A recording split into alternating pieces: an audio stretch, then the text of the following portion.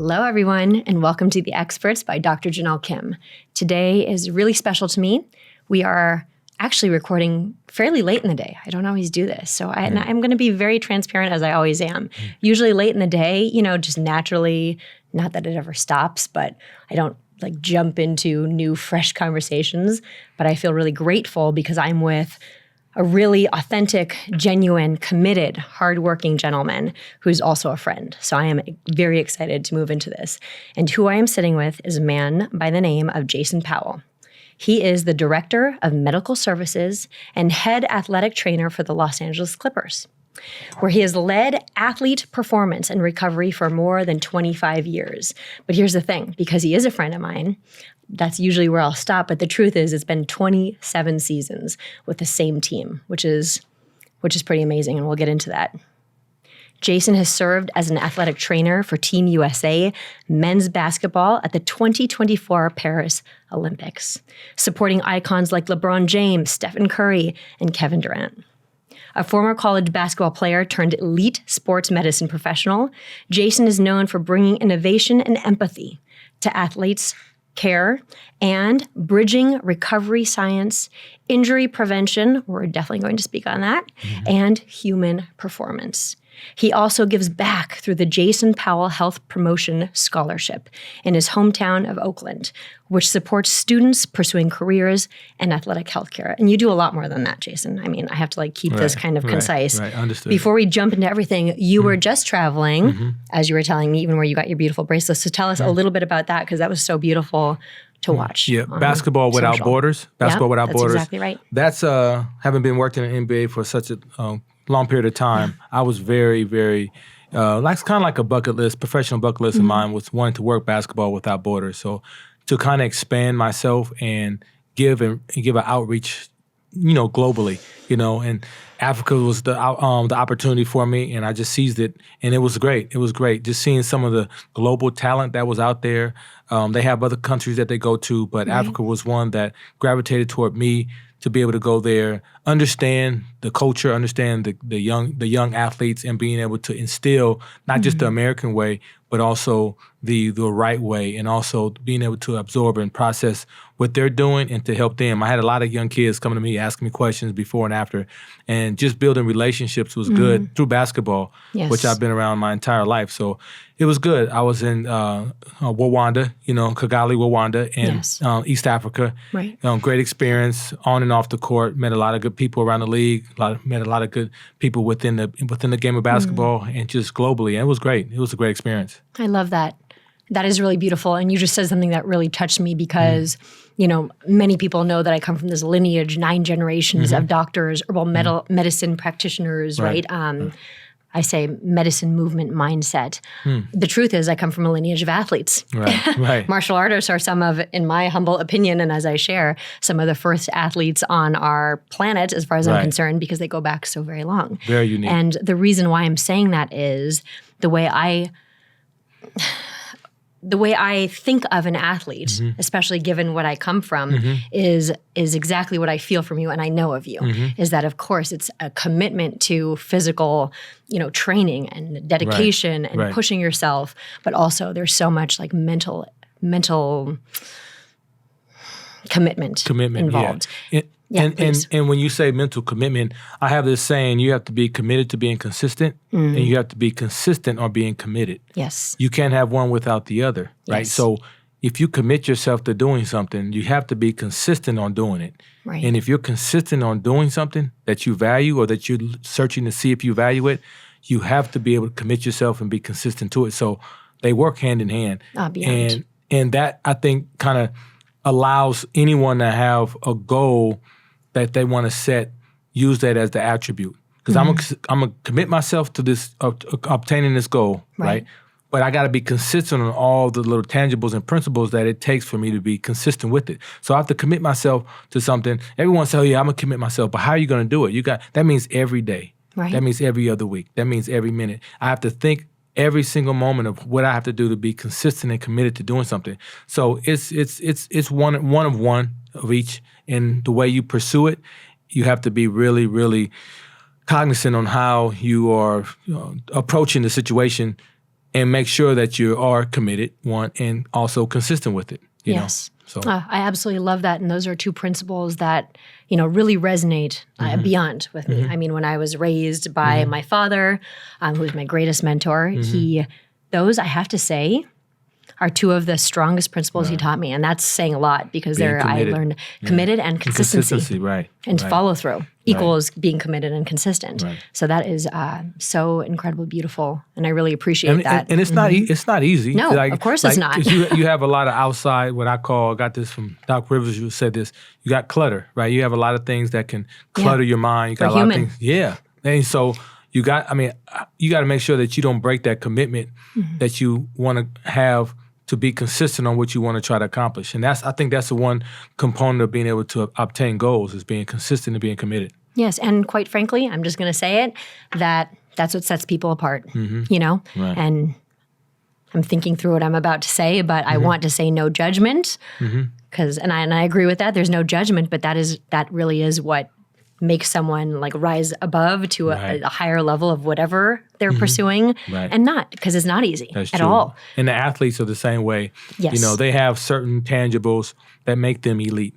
Yes. They have certain tangibles that make one, like we always say growing up, it's levels to this, right? There are levels to being an elite athlete. There's levels to being an elite professional.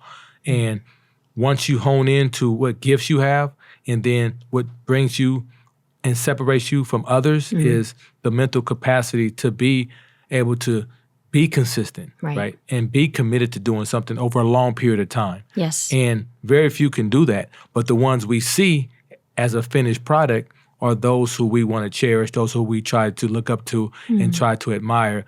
But you got to peel back the banana a little bit to kind of realize what made them who they are. Yes. You can't be them, but there are principles and tangibles that can help you understand what they did, right? And I think that's a testament to what I've noticed, seeing a lot of professionals, not necessarily athletes, but just professionals. And as I took on a lot of things that my parents taught me, and then instilled those, and understanding how consistent I've been with my job, how consistent I've been with my family, how committed I've been with my family and my job as a professional, and what my intention has been along the whole way. Yes. Right.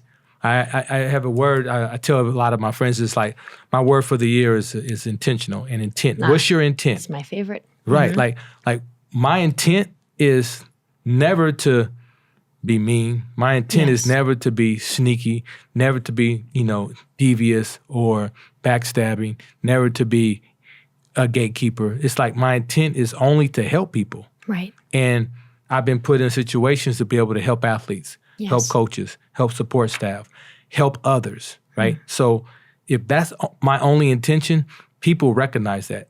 And they can recognize real, and they can recognize people that are false. And I think I really value being that person that intimately want to help somebody. And that's my intention. That's been my intent ever since I've been in this profession. I absolutely love that, Jason. And that's, you read my mind. I know we're aligned always that way, because I was going to say, yes, of all these people that you support and beyond support, you literally help these athletes to be better every single moment. But you also do this for 27 years and plus. And so you just answered that, because that was my question. And so maybe we'll dig a little bit deeper, but I see that in you.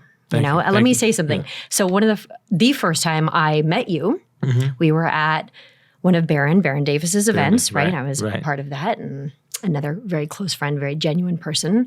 And I have to tell you, so there's a panel happening. It's all I'm seeing right now, so I have to share. There's a panel happening, and some really amazing people sharing their stories and, the topic of this panel, and you walked in the room.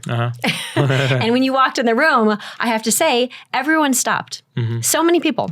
And they were like, Jason, JP, Jason. Right. And I was shocked to see some of the people I did see also. But my reason for my intention behind saying this is, in the moment, I have to tell you, I was like, oh, okay, great, because that's very me. I go with the flow. But I know now in this one moment, the reason why people responded in that way when you walked in the room is exactly what you said. Because I have also come to find that you are a person that is so authentic, of heart, of that consistency. You really care, you know? And no even question. in your posts, I even said to you, like, we love, you know, movement every day. And keep moving. Every day, which no pressure. If you don't do it one day, that's perfectly fine. But I have watched you whenever I can, and you do it every day. And that's just amazing. And I really do want to take that moment, because that doesn't happen all the time. In the middle of an important panel, for people to stop, to be so excited to see you, that's comes from kindness, as far as I'm concerned. No, that's much respect. I mean, and not just that moment, but it was breathtaking when I did see that. And all it does is, and I don't even think about. I know you don't. What, you know, the impact I make on others. I just try to make sure that when I see the light that I bring to other people, or the intention of bringing light to others, I try to capitalize on that and try to humbly let them know what I know. But there's been tons of athletes that have been younger than me as I've been in this business, right? And I learned so much from them. Because I have to evolve. Of course. Right. Like also why you're still here for 27 years. Right. And our staff, like our sports medicine staff and our performance health and wellness staff with the LA Clippers, which is unbelievable. I love our staff. Maggie Bryant, she's head of our department there now. And the time that I've been there, to be able to have such a robust staff of over 13, 14 staff members from sports medicine, sports science, it's been unbelievable for all of us to coincide and work cohesively with each other and have fun doing it, right? Totally. So, and not having an ego, being humble enough to still be a leader in your space.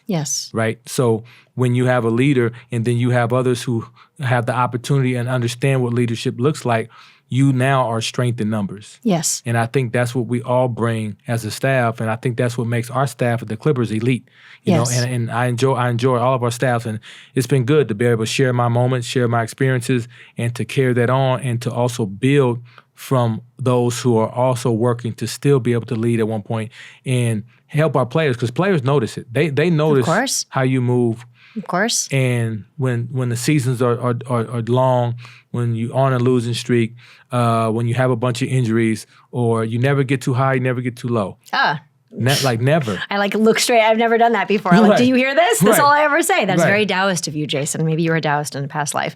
He's like, what are you saying? It's like, that's balance. Never too high, never too low. Yeah, and understanding when you are with people who have not experienced as much as you have, that their experience for that moment is a brand new one for them. So they're going to now tackle an experience, but it's my job, I think, to help them understand how to process that moment. Right? And it's not being a know-it-all. It's just because now you learn the dynamic of change. You know, I can say my age, but at the age I'm at now, I see all those who are coming into the profession. I see all those who are coming into sports, pro sports, exactly, and specifically basketball. And there's a lot of things they haven't experienced, right? You can't teach experience, and you can't take it away. That's wisdom. Right. So when you have a situation when someone's going through something, perhaps maybe for the first time, you have the poise and the patience and the calmness to be able to help them understand what they may be seeing. But you're also probably learning in that moment in time, in this 21st century, like what they are dealing with in the moment, and how that generation is processing that. So now you're learning, you're understanding from the generation you're in, and understand with that generation how they process things, on how they have to, kind of reinforce themselves to understand what's going on. And that's the empowerment you have to understand what other people are going through, and then share your experiences to help them go through the process and the experience that they're engaged in at the moment. Absolutely. I kind of laughed to myself. It sounds like kind of deep, but no, kind of deep. I love deep, and we can make it understandable. But I literally was just going to say, well, normally they're 45 minutes, everyone, but this one will be 5 hours. So in a 10-part series, because oh my gosh, there's so much I want to talk to you about. But we knew this would happen. We're like two third eye individuals. We got third eye vision. Yes, but you're saying that. Oh my gosh, Jason, we couldn't even plan this, which I already knew. Because there's so much I want to ask you and find out. And so we're going to have more time together, which we will. But one of the things I kind of reflected on, and now's the perfect transition, you just said that. And so I'm very interested. So you have seen in 27 years, you have had, how can I say, firsthand experience, for lack of a better word for this, with these athletes that you lead, by example, by the way. And so, and I just heard you say, things change with these generations, as we know. I have 2 young boys. Right. I know they're different I know my parents were different. Right. My father's a little bit different because he's kind of on a whole thing on his own. I must say that. But, things change that way. So what do you see the differences? Like, let's just all don't hold back. Because things are different. Like you have children. In these generations is what I mean. So interesting. You have children. I have children. Yes. I have a just turned 20-year-old son playing college basketball now. At Rice? At Rice University, yes. I have a 13-year-old daughter who runs track and plays tennis. And I'm sorry, let's just give your daughter a moment here. She is like number 2. I don't want to say it incorrectly. Yeah. She is amazing. She's a number 2 single at Campbell Hall Middle School, and she's going into high school next year. I love that. And just the maturation of development. Yes. And seeing her have fun first and foremost, and develop and mature through sport is huge. Just like I use my son as a template with it, to see her just go through her ups and downs. Me play dad because I know basketball more than I know tennis, and I kind of stay out of the way, but I use different teaching moments through sport with tennis. Teacher. Yeah, to help her. So yes. Just seeing how much better she's gotten, how much she enjoys the passion for success, right? And to help support that along the way and take it as far as we can take it, as much as she's having fun during her young pre-adolescent years. But I love that. Between my son and my daughter, the 2 gems that I try to teach as my son is a young adult who's learning so much, and I've learned so much from him. Of course, for what he's going through in college. So yes, okay. So we named some kind of on this note because we have a lot that I want to talk about, as I keep saying. Okay, I name people such as LeBron, Stephen Curry, Kevin. Who are some of the people, like right in this moment, and I'm sure if we maybe said this tomorrow, maybe someone else would come to mind, but in this moment, who are some of these elite athletes, as we've spoken about, that you have worked with, spent time with personally, that kind of, based on what we talked about, the commitment, the consistency, like what stands out to you? I'm sure people would love to, I would like to hear this. And I've never spoke on this before. Okay.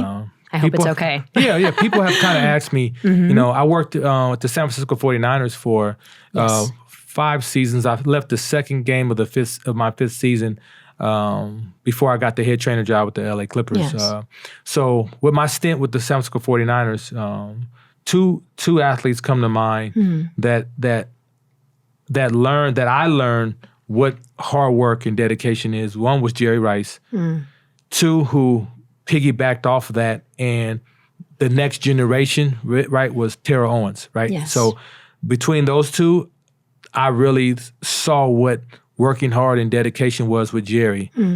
Terrell, young, coming in, fresh as a rookie, learning what it took to be a professional, understanding commitment, understanding consistency, and he took it off and had a hell of a Hall of Fame career. Right. And then when I transitioned to basketball, working in professional basketball, the Clippers, of course, as we know, former ownership and all that stuff, that we had some up and down, more down years than ups, and I had a lot of young players, Quentin Richardson, Darius Miles, Derek Anderson. I can go all down the line of all the players that I've been around and generations that I've changed, that I've been able to see and help change. And one of the most dedicated players and most professional elite players that I've seen, that I come across at that time was Blake Griffin.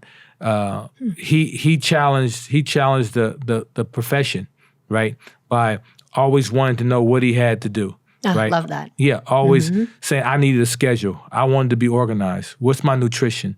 I was going to ask you about that. Yeah, I love it. And you're only as good as you want to be, right? We have the Chris Pauls of the world. We have Chris Kaman was another player who was kind of all over the place, but you bring players like that who challenge you to try to teach them how to be great, right? And teaching and helping athletes be great within the space that you are manifesting the working in, right? Yes. So I manifest and work in the space of healthcare, right? And performance, health, and wellness. Yeah. So one of the reasons we are friends. We'll talk about that later. So you try to help athletes the best you can within the space that you work in, and having a gem of having played basketball, understand the sport, and love the sport. that gives the passion in what you share and the information you share. But the elite athletes that I've seen who want to be better, right? Who work to get better, who grow to be leaders. Like Chris Paul is a leader, right? He grew to be a leader, understanding what a leadership is. I think he not only grew, but he was born one, right? And then people can now learn from that. Athletes who are Blake Griffin, he loved the process of working.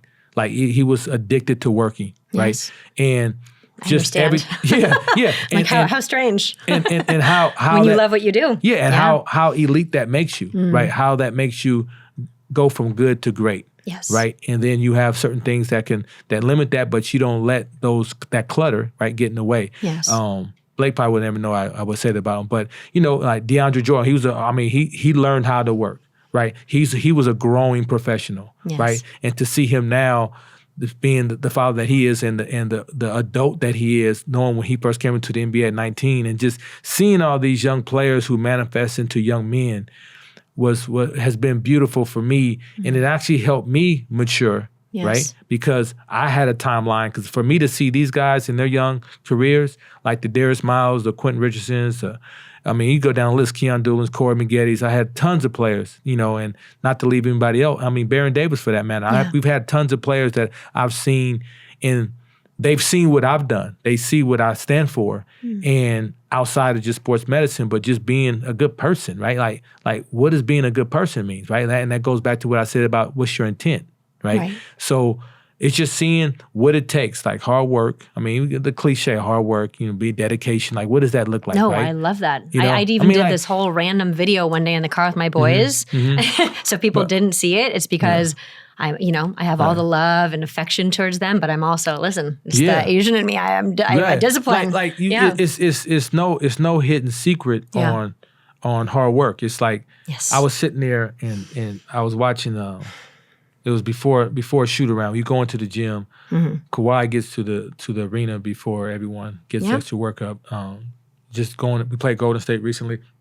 And James Harden was in the arena sweating, having his workout before. There you go. Kobe was known to do that, right? He'd show up like hours beforehand. Yeah. JJ Redick had a shooting routine that he would do before every shoot around, right? On every game day, right? He would do it before or after, right? And I remember my son being, of 8 years old, on off days in school on weekends, just sitting there, feet dangling, watching, right? And the things that end up manifesting in kids to understand the hard work, right? Yes. And there's levels to it, right? And to see these young professionals grow and learn, and this is what I experienced, right? So I always equate, if I don't stay up on research, if I don't stay up on the latest things, just to be aware, not to say that it's the best thing, right? But staying up on top of... I couldn't agree more. Quite frankly, I love that you say that because I do that all the time. Yeah. We have to. It's part of our responsibility. It's our responsibility. Leaders in our industry or field or, Yeah, so and athletes, they deserve that. All athletes, not just elite athletes, they deserve our resources that we have. They deserve our information that we have because we want to share that. Yes. Right? Because I am a caregiver. Right. Yes. And I think God put me on this earth to do that and to be that. Absolutely. And that's what I think has carried me this long. But when players want answers, if I don't have them, I can almost guarantee you I'm going to find somebody who has the answer or find a resource and have a resource that can help them. Right. So for the elite, because I tell athletes, you're only going to do this for a short period of time. Like your window of being an athlete is so small. When I'm talking about professionally, where you're making money and all that. I'm not talking about the weekend warrior or the black hair. So that professional athlete, if you are elite, it's my job and my duty to make sure I'm elite at doing what you need to do for this small period of your life that a lot of people, a small percent of people have the opportunity to do. So let me help you make this experience the best one you ever had with me and with our team. Yes. Because if a player has something going on, body-wise, upper respiratory infection or something going on, they're going to call me at 3 in the morning, 2 in the morning. Right. I'm going to be there for you. If you, hey, JP, man, I want to do something to help me get better at this and that, I'm going to do everything I have to help them. Right. We have an unbelievable staff here that does the same thing. Make yourself available for the athlete. So their experience with you and with the team is the best one they've ever had. Oh, I love that. Yeah, so when they become 38, 45 years old, they can look back and say, my experience as a professional athlete, man, when I was at the Clippers, that sports medicine team, man, they were unbelievable. They helped me out the best they can, and to not get caught up in the clutter of the business of it, because we all know it's a business of it, and over time you understand the business, and you learn how to navigate to make it all about the athlete. That's all I've always been about, and nobody can never question that I've never been about the athlete. Right. And that has, I think, embedded me to understand and let the right people recognize that that's what I stand for, and that has to be able to be something that continue to be there for the organization. Yes. Well, that's your intention. That's your commitment. That's your consistency. Here we go. Clearly, everything that you stand for. Preach. I can't even say preach, because you preach it, but you teach it and you act it and all the things, but you practice, and that to me, in my humble opinion, is the most important thing. Correct. I love it, Jason. I already knew what type of human being you are, but it's very clear why you have been, they have not wanted to let you go for 27 seasons. Let's be honest. That's so beautiful. I don't even call it work. I just call it, I tell people, they say, hey, you enjoyed you. I say, it beats working, just to come in and try to impact other people. And it's not, and like, transcending into where we are with mental health now too. Like, I won't even say mental health now. We've always had mental health, right? Yes. But to tap into it and understand how critical that is with social media, with so many distractions that we have, because so many things are pulling our athletes, pulling our people, pulling our minds away from the attention that it needs to accomplish something. Yes. Right? So now you have a goal you want to accomplish. You have some principles that you want to abide by, but you have, all these things from family, social media, materialistic things, right? Girlfriends, you have friends that you grow with, new friends. You have everything, a lot of things that get in the way and are distractions. Yes. To your goals and to the principles that you set to try to accomplish these things, and your mind can go crazy trying to do that. It's funny. I've never shared this, Jason, but I have my morning prayer. It's very important to me. No matter what, even if, let's say, I have to wake up super early and didn't have the time, and because Jackson needs something or school, I will still find a moment in my morning. That's how important it is to me. And I've never shared this, but and I feel compelled, one of the things that I always say in my prayer is, please help me, God, all the good things, my Father, all the good, energies around. Please help me to always see clearly and not be distracted. Like literally, that's why I say, please remove distraction. I like that. Or balance with, because there's always, that's the yin and yang of it all. But it's so funny you say that. To be balanced, right? That's one of my 4 principles. I can touch on that too, right? Pay attention. And not to get distracted, so you can accomplish what you need to do for that day. Yes. Right? Like you have an agenda for the day. You have an agenda for the week, agenda for the month, and you want to make sure that you're not distracted on getting things you want to get done. You have your checklist for the day. Of course. Which, by the way, I know this of you. We adapt, we pivot, we're flexible. Right. But I'm the same. Every morning, I do my prayer, I have a moment, and this could be in like 3 minutes, okay? I'm not saying I don't have 2 hours is not a thing. But I have 3 minutes while I'm like cuddling with Jackson because I make him come in bed with me. That's also part of it. I'm just like, be quiet, I'm praying right now. Somebody more important. Yeah, that's right. And then I look at my calendar. I do. Some people are like, don't pick up the phone for an hour. I'm like, that's really nice. That doesn't happen for me right now. Let me be the first to say it doesn't happen, okay? And I'm connected and spiritual and all the things. But my point being, I like that. And you know what? Sometimes I won't even look until that morning. I'll have an idea of the important things, but when that morning comes, because things shift so much, but I have to know what my day looks like. Right. Because then I'm prepared to go to battle. Prepared and organized. Yes. And then I also know, because I've trained myself for so many things I've heard you say, being calm, what is my intention, what are my priorities, how to, all those things. And then you can pivot. Commit yourself. Yes, but you commit yourself to the goal. What is the most important thing to me, and how am I going to achieve the things that are priorities? Which I know I know I need to be better at having an agenda and making sure I can follow those tasks all day. Because you can get distracted, right? Yes. And every day is a different day in the NBA. every day is not the same day. It's not a redundancy. We need someone to like make a song like I don't know, call Dre or Snoop. Like every day is a different day in the NBA. But also that applies to life. Right. Like for real. Like, Yes. and I tell some of my staff sometimes we'll just be sitting there shooting shit or whatever. I'm like, the one good thing I like about my job is like when you go to work, like every day is totally different. Yes. It's not a redundancy of going into the office, sit down, answer emails, answer phone calls. No. Boom, watch paint dry, go to lunch, and then leave and clock out at 5.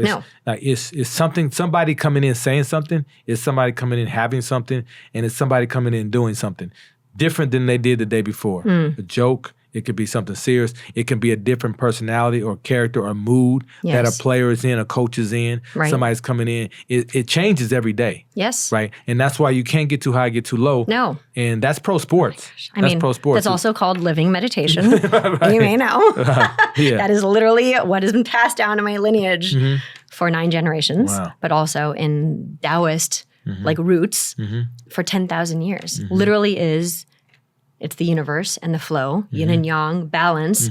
There's no such thing as even talking about or thinking about balance unless we first acknowledge that there's change happening all the time. Actually, I've never said it that way, but that's the truth. That's why these ancient, leading all the way up to exactly what we're talking about right now, what makes people become, you use this word, which I don't always use, but like elite human beings. And again, that's not ego. It's what you achieve.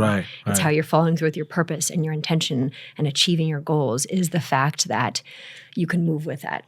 But you never lose sight of your intention, of your priorities, of the goals that you need to achieve. And of course, I heard how we started this part of our conversation, or at least a couple minutes ago, is as a human being, yes, we all have to get better at like checking things off. But if I may say, Jason, I feel like that never ends. And I don't mean that in a daunting way, but it never ends. But you said a word which is one of my 4 principles is balance. Yes. Right. Well, now you have to tell us the 4 principles after this. Okay. Having balance is huge. That's all I ever I couldn't live without it. Like and understanding. Like and I've learned to have more balance as I've gotten older in my profession. And of course, tangibles and things get in the way of that, right? Of course. When I say they get in the way, you have family, right? You have you may have health, right? You may have friends. You may have different things that get in the way of your balance for you to accomplish what you want to accomplish. But I think you should never be so wound up in one thing that you lose focus where you can't call your mom or dad back. You can't call your sister back. You miss out on a holiday. You miss out on your child's event, sporting event, recital, Halloween costume day. Yes. Like you got to have balance and checks and balances and to in be your present own life. Because life is short. Yeah, right. I mean, that's the truth. And you're big on it with meditation. Yes. Meditation is a form of balance. That's under the category of balance for me. Yes. Right. And to lead into my 4 principles, balance is one of them. Yes. You got to have balance, trust, communication, and humbleness. Those are my 4 principles of life, right? You got to have balance, what we talked about. Yes. Trust is so huge. Yes. Because that's where you can get a lot of things accomplished, and people now want to do what? Communicate. Yes. And communication is huge because now you have transparency. And if I may say, it's not even just so much, of course, we want to acknowledge how grateful we are and how important it is to us. I will speak for both of us to have trust in others. But I know that we also, what you mean, and I believe, and I'm stepping in that with you, is how much it means to me, I'll speak for myself, that I know that people trust in me and how much that leads me. Right. Because that is one of my anchors. Yeah, even being a leader in a space of having staff to trust you, being having players to trust you, right? And it's sweat equity that creates that trust. Right. When they see how you move, they see how consistent you are, they see how committed you are. Speak louder than words. Yeah, and that creates a trust. And over time, a lot of people get out of who they are and get out of context of who they are and their character just to try to gain trust. And then now they're not even being who they are. And I think you just said it. You can't try to gain trust. Yeah. And now you're not even being a real person. Yeah. Like, be who you are. And if somebody's going to believe you or trust you, they're gonna believe and respect who you are by seeing how you are all the time, not trying to be phony, trying to be fake. So trust comes with, with sweat equity with somebody, but someone also understanding your intent and understanding, how consistent and committed you are to helping them. People gain trust in you once you see and make it about what they need. Yes. Right? That's big in pro sports. I think you're going to like this. My father, just like a principle that I was raised on that I haven't thought about in a long time. It's in me, like a part of me. But he used to say to me, you can't fool others. You're not fooling others. My dad would say the same thing. You're fooling yourself. Never forget that. Right. Well, and my dad, to kind of piggyback, I hate saying piggyback, but I love it. I wanted to get into this forever ago. Yeah, so please to add to tell that me. is, my dad always say, don't never play somebody for a fool.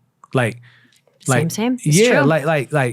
I can't. That means don't try to con somebody. Yeah, no. Right. People can feel it. Yeah, they feel even it. if they don't know they're feeling it. Even if they don't know they're feeling, but they're going to end up processing certain things in their car when they go home at night. And say, you know what, such and such said such and such. That fool, he's trying to do this or she's trying to do that. Like, don't play nobody for no fool. That's right. And I've been told that. I've been taught that. And you gain trust from people when you say, okay, I admit. Or, okay, you're right. Or I confess. Or I don't know. JP, you know how to do this? Man, I don't know how to do this. I hear you. Myself as well. I feel like I know a I'm decent amount of things at this point in my life. There's plenty I don't know. Yeah. And I am not afraid to tell you, I do not know. And you gain so much trust by not knowing more than you know, if that makes sense. Absolutely. Right? So you balance that trust and communicating, which is transparency, and humbleness. That's probably one of the biggest things. This may not sound being humble, but I think that may be the biggest thing that I have, and I have that by nature, right? Because when you talk about things that I've accomplished, yes, and I don't even look at it as accomplishments, it's things that I've always wanted to do to be able to help people, right? I wanted to do basketball without borders and go to Africa to help people. Yes. I wanted to have a professional bucket list of working the Olympics to help people globally. We have to discuss that. Yeah. It's like we move the clock back. And but when you have all these things, a gold medal, you've been able to work and go globally and work at different, locations because of pro sports, working with some of the best athletes in the world, having all the things that come with it, right? Of course. And I still drive a 2010 Camry, right? To me, that. I mean, that's just who I am, right? Like I don't think about I don't think about the material to me because that's not what it means to me, right? So being humble is just to me. You have to do that because that's where blessings come, and to help people and have those who are the chosen one that you want to be able to see what you do. So then now they can be able to learn from you, right? And then you can help them. And I think generationally, I'm at the age now where generationally, when I see young professionals working at their craft, they get anxiety. I got to do that. And I'm like, yo, just calm down. But maybe I'm in that space now, right? Maybe I'm in that space. But I think places need that space. They need that person. They need those people who can create ground that balance. The energy. Yeah, grounding energy. Yeah. In fact, that's something I know you and I have kind of talked about. We have so much to talk about. And I'm going to just say it now in case but you are doing some amazing things. Thank you. Everybody knows I don't really talk about all the things that I do behind the scenes when it comes to, formulation and manufacturing and products for all of the reasons.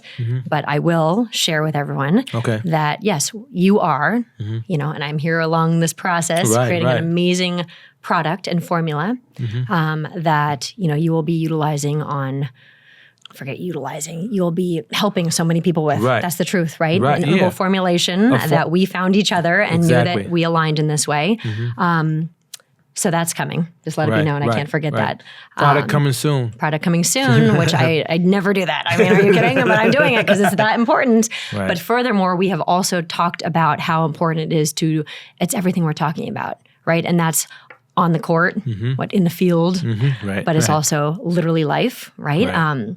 Which is going back to kind of that mental aspect that you were just saying. So it's the physical, taking care of the physical. In our case, your case, you're going to have an amazing product, but then also that mental aspect of it, like being able to, going back to what you just said, like being able to ground your energy, being able to, and I just wanted to acknowledge this because I too have learned so much in the last. So Vince is 12. You've met Vince. You've given him some great advice. I'm so grateful. And he loves basketball, like truly loves it, And that's a really cool thing to see in your son, in your child. so I love showing up for the games, no matter how. I don't care how many times I have to drive back and forth, It's where I have to huge. go. And one of the many reasons is that it is such a learning experience. And I imagine you see this now that I'm thinking about it so often. When I sit there and watch my son and one of his best friends, my Dom, you know, he's like another son, like a nephew to me, play because they're on the same team, and all these kids and these boys, and they put their heart into it, and you watch, and you, because you're saying something so important that's so life, but also in sports. Like you can see where it's like everything I teach, I'm learning in a different way from them right now. When they're on the court, let me be honest, like they're 12. And maybe I'm also asking your advice right now or what you see, right? I'm like, okay, here's my time on screen in case this helps anyone, or on whatever recording. Shoot. So sometimes they go into a tournament. This just happened, right? And they're on a decent team. They're on a good team. Right. And they show up, and it's funny because 7th grade, that's what they're in. Right. They're 12. Right. They're playing with, I've come to find, 8th graders. Like sometimes it separates, right? Let me tell you the difference. So they're kind of playing up, or they're playing against kids who have been, I hate saying holdbacks or reclassed or something like that. Well, okay, maybe, but let me tell you the difference between a 12-year-old and a 13-year-old boy. Right, I'm not a boy. I am a woman. I don't know how this works. There is a huge difference in size. Right. My boys will walk up, at least those two at least, right? And they will see these other boys that they're playing, and they look like men. Because in 1 year or 6 months, which I just saw my son, they grow so big. Like literally just forget anything else. Forget skill. Like literally they just look big. Physical development. Physical development is huge. It's like funny. a whole thing. And I'm going to tell you said that at 7th grade. My son went through that, and this is why I'm asking. you that's the most pivotal and critical time for young kids to recognize, keep going. Right. That's what I'm going to ask you. Keep going, because it's the long game to me. And you see kids come in, and my son would always say, Dad, like, wait, how is he in 7th grade? Like, I was just playing with him. Like, I thought he was older than me. Like, son, it's just they hold kids back, or they call it reclass now. That's the word they use. They reclass. Actually, I do know this because I didn't do that. Which people are like, you should have held your boys back. And we get all these people trying to plot and have an agenda to figure a way out how to get through the system. I'm not saying beat the system, because it is the system now, right? Yeah. So you don't try to beat the system. You just trying to give yourself 9 to 12 months to slow life down. Reclassing and holding back is trying to slow life down, so now you can be able to develop. But people catch up. Yep. People catch up. Your genes are what they are. You're going to be who you are. Luckily, my Vince did, because I didn't listen to all these people who were telling me this. I was like, I'm pretty sure I was 9 when I was in 4th grade. And they're like, well, nowadays, Jenelle, that's not the case. I was like, well, my boys have to be smart, so I pushed them up. And I had to tell my wife. I was like, it is what it is. If we want to be in this sports game, and my son loves the game so much, this is the game we're playing. Well, I wish you would have told me. I wish I would have known you when he was not just joking. Everything happens in the show, but that's really funny. Well, it's not a little boy's game, right? Unfortunately. Totally. And it's the truth. And the passion that the child has, and this is one hurdle they get over, right? If they still want to enjoy the game and playing the physicality too, like, you know, like like my dad told me, and I told my son, and this is the most pivotal time it happened, the 7th grade. Yeah. I said, never let anything break you mentally or physically. That's what that's what you said, and that's what I was going into. Never let nothing break you mentally or because physically. Let me tell you, so what happens is they walked into, literally we just did this in Anaheim, right? We walk into a tournament, they're getting close to like the championship game, they walk up, and the opposing team, they're huge. And I could see that everyone, these boys were like, because there's a year difference, they're like, oh no. Yeah. And that's not the best team always, because you're more physically. You're so funny, empowered. Jason. I literally called Vince over. I was like, Vince, like with my voice, you know? And he's like, yes, Mom. And he comes over, I was like, you listen to me. Like, you do not, like, we've already talked about this.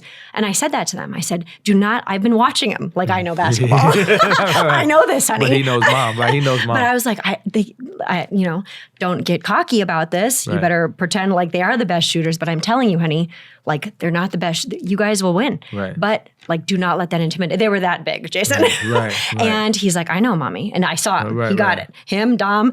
But then he went in. And sure enough, the truth is, everyone else, because it was that extreme, they psyched themselves out. Right. And the truth is they held a good game, but then you literally, and that's what I was getting to, is I learned so much from even watching my sons play the game. So what an interesting, in life too. That's all I want to say, right? And that's all that matters. You psych yourself out. Despite the shortcoming of the score, right? Yeah. Who nobody will remember 5 years from now, Truth. by the way. So what small win did you have in that moment? Yes. Right. Did they conquer the barbarian? No, but they left some scars on the barbarian that allowed them to know that, hey, look, I can compete. Yes. I can be on the same floor. It's not about winning or losing at that age, not even close to it. It's the small wins, it's the lessons that you win along the way. I've had my village of friends that have helped me understand that Of course. when my son went through this. And for me to have that saying of never let something break you mentally or physically, he just had that tattooed on him his freshman year in college, never let nothing break you, Dad. Right. Aww. And that was so impactful to me to let me know how much that was instilled in him. I love that. Yeah, and that's the mental health. Okay, fine. I'll let my kids have one tattoo. Yeah, I'm just joking. I'm totally kidding.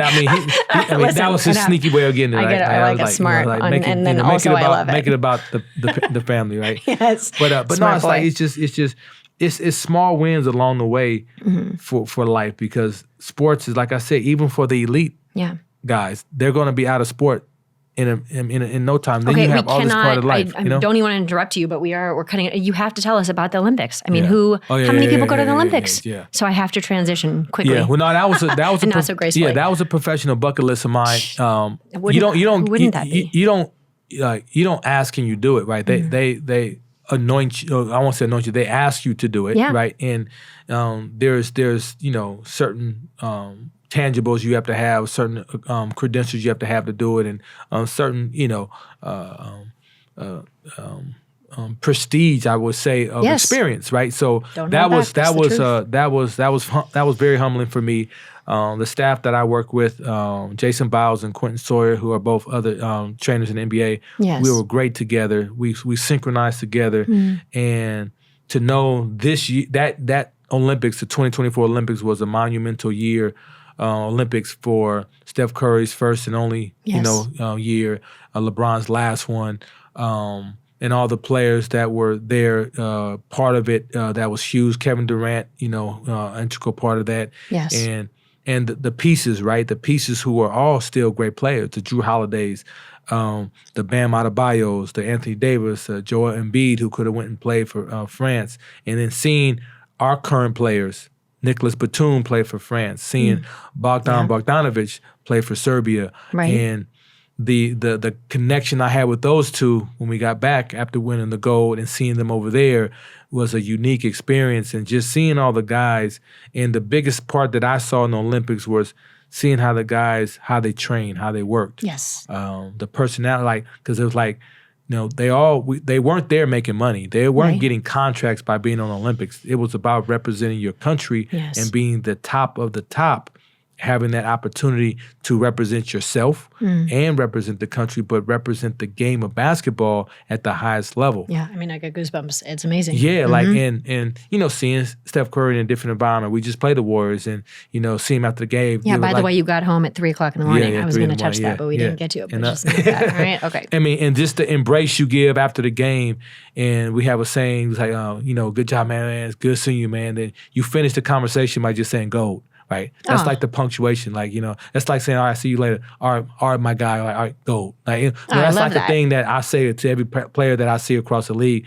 Like, go, baby. This and that. Seeing Grant Hill, who's the commissioner of the USA Basketball, he was working for Peacock NBC, and he saw me across the way and all that, and came over and talked to him. So it's a fraternity that I was privileged to be part of. Like I said, it was a professional bucket list of mine. I was very pleased to be chosen and to get gold. And if we didn't win gold, then that would be another, But you did. Yeah, we did. What you did. Have to discuss it. I mean, Steve Kerr, it's like, God damn it, they can't take that gold away from us, JP. Like, it's like just the little things. And then Ty Lue, of course, unbelievable person, unbelievable coach. And him seeing me and seeing how excited I was seeing that, and he saw me jumping around, and I'm like, man, we won, because I haven't won nothing with the Clippers yet. When I say that, it's coming, but I haven't won a championship yet. So, and he won a championship already with Cleveland, so he saw me jump around. So that was the pinnacle of me winning something at the highest level in the Olympics. Yeah, and he looked, he said, Jesse, you haven't won nothing. Like, you never won. Yeah, he knew I hadn't, but that was just the calmness he was trying to have me to have. Like, look, man, like, I didn't won an NBA championship. Like, so, and he got a gold medal. He has an NBA championship and a gold medal now. Yes. So to have won that and seen him be part of that too, because he was unbelievable as a coach on that staff. Yes. Him, Spo, who's now taking over as the head coach for USA Basketball, Eric Spoelstra. Yes. And then Steve Kerr passing the helm, and he was a great guy. It was just a great group of guys. The players, like I said, it was Anthony Edwards. He's unbelievable. Kevin Durant. I mean, they all were great, man. Yes. It was good. It was a good experience. I enjoyed it. How inspiring. And just learning from the best. And like I said, they probably were humbly having seen me around the NBA for so long, and then seeing me in that space that was comfortable, having my family enjoy it, and just the bond that we have now. It is a fraternity moving forward. Yeah. Yes. Oh, I have loved my time with you. I knew it would be this way. I think we both kind of knew. Like we literally could sit here and very authentic. But that's how it's been from the moment I met you, and that doesn't always happen, Jason. And whoever is, fortunate enough, blessed enough to be around you, they really are. Thank you. They really are. Thank you. And I really mean that. You are truly a light and a very good human being. I appreciate that. Yeah. And it hasn't felt like I've been on a podcast, Good. so I say thanks for having me on. Always. I mean, to now acknowledge that I've been on a podcast, thanks for having me on. Oh my gosh, are you kidding? You're always welcome. You're Jason. Right. And so many amazing things to come. Is there anything else that you want to share? You can share. Where can people find you? Do you want them to find you? I mean, that's usually the question, but I'm like, I want to be protective. I say that right. I'm on Instagram, but Yes. I don't like I said, humbleness wise, I don't put like my job and all that. This. But what I put out there is a phrase: keep moving, right? And I have that meaning, like, no matter how you need to do it, just keep moving. Move your body. Yes. Right. Move your body. Move your mind. Like, you could just sit there and sitting is like the new smoking, right? So if you just move your feet, get up and down, sit up and down 10 times in a chair. Moves right? your chi. Get up. Yeah. But just get up. Just move your body to the level that you can. Right. It's not about how you look, how your body looks and losing weight and all that, but get the blood flowing, get your joints moving, circulate everything in the organs in your body, get everything moving, because it's mentally healthy for you. It's mental therapy. Jason, you're talking about chi, right?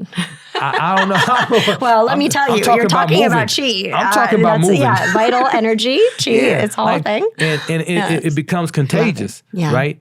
And I see, it was funny, I see Jeff Van Gundy does it sometime on the plane. He'll get up and just stand and play. He did it, he was helping out USA Basketball. He just stand, walk in place, walk in place. Like, you may look weird, right? And I do pull-ups, I do sit-ups, and I lift weights, I run, I walk. Yes. And some days when I can't jog, I walk. I'm like, but I'm moving. Yeah. Right? And that's literally, I teach even seriously, like a proper breath. It's not a joke, because even that brings, on one hand, oxygen to your brain, to your organ systems, to your muscles, to your joints. That is chi in all seriousness. We're not certainly not going to get into it in the last 30 seconds that we're together. But it's all the same capacity. Yes, and stagnation equals sickness. And I see what you do. I see what you do, and it's all aligned, and it's unbelievable because it's under the same category. Of course. Same category. Just keep moving. Just move your body. And I've had so many people on my Instagram feed that I encourage. I don't try to, but I do, right? But I support when they say, "Hey, you working out today?" Or "JP, what you got for me today?" And it's not, I'm not showing off nothing. Right. I'm just motivating not just myself first and foremost, but I'm motivating others to show, "Hey, look, I'm 53 years old, right? I'm going through some health stuff with my dad, right now with dementia, and I know how important the brain needs to be exercised. I know how important the organs need to exercise, right? Yes. I know how important it is to have your body move and not just have your brain function, right? And that's important to me, right? Yes. I don't care how old you are. Right. From 95, 85, 75, 65, 15, 20, and it becomes harder as we get more outside influences, work, family, the bad food choices we have, a lot of fast food we have out there. Life moves so fast, right? So are you still moving, right? Now, nutrition is a whole nother thing, but that's a whole nother dynamic. But if you move your body, the best way you can. Like just move your arms, be at a stoplight, have your arms outside the car. Just move. Just keep moving. I'm laughing because I literally do that. I do like in things in the car, and guess how much I care if someone's watching. And if they do, I'm like, you should do this too. Right. Roll your window down, I'll tell you. I just it's something that I've just, as simple as it is, and as hard as it is sometimes for to be consistent. Yeah, to be consistent. And I commit myself to it, and I travel so much. Yes. I've changed my diet a lot of how I eat, to help, so I can move at a higher level and more often, so I can recover. Yes. That's another thing, recovery, to be able to recover your body. I get a lot of haters. I tell you, you running on that cement. Oh, you doing this, you doing that. But I train. I strength train also. And you wouldn't have haters if you were doing something amazing. Sorry, it doesn't work like that. But strength training allows you to keep moving. But strength training is a form of movement. Absolutely. So, and isometric holds, where you just go against resistance without moving the joint. Right. That's not too hard to do. No, you're exactly but motivation, you need motivation. And my keep moving slogan is a motivation. I hope I can motivate people out there. You do. And I'm certainly grateful to have you in my life. Thanks, and I look forward to so many amazing things that I will be able to watch alongside you, things that, I'm certain we will do together. And, this world is really fortunate to have you. I really mean that. Thank and you. Look forward to it. Yeah, we'll have many more times. And I suppose then, for now, go. Keep moving. I wanted to take a moment to thank you so much for being here with me today. I absolutely love and inspired by the amazing people that I have on The Experts. And the point of The Experts is I know that we live in a world right now, which, by the way, I'm so grateful for, that we have so much interesting information, so many tools that we can utilize. But unlike 20 years ago, we now live in a time where it can be very overwhelming, from beauty to, thought leadership, as I call the 3 M's: medicine, movement, and mindset, all those categories. So it is my intention that I create a place that you can come to find serious takeaways, insight, perspective, inspiring stories that can help us to get to the next place in our life by connecting in that way. One of the things I devote my life to, as I come from 9 generations of masters and teachers, known as Sabu. That's the Korean word. I'm starting a whole thing with that. But one of the things that we teach are, like I said, mindset, movement, and medicine. And I do offer courses and now products in the form of longevity potions, some of my favorites that I've done for brands carrying Sephora, Credo, Ulta, you name it. Now I have some available for all of you. So as a thank you, I would like to offer you a promo code, DJK, like Dr. Jenelle Kim, DJK15, that if you go to my website, JenelleKim.com, you can have 15% off any of the courses and products. And definitely reach out to me. If you have any questions, thoughts, I am here for you. I'm grateful for you. And it is my ultimate wish just to continue, as my teachers and ancestors and the people who came before me did, just sharing as much as I possibly can of all that's been passed down to, have us live more fulfilled lives and appreciate true longevity.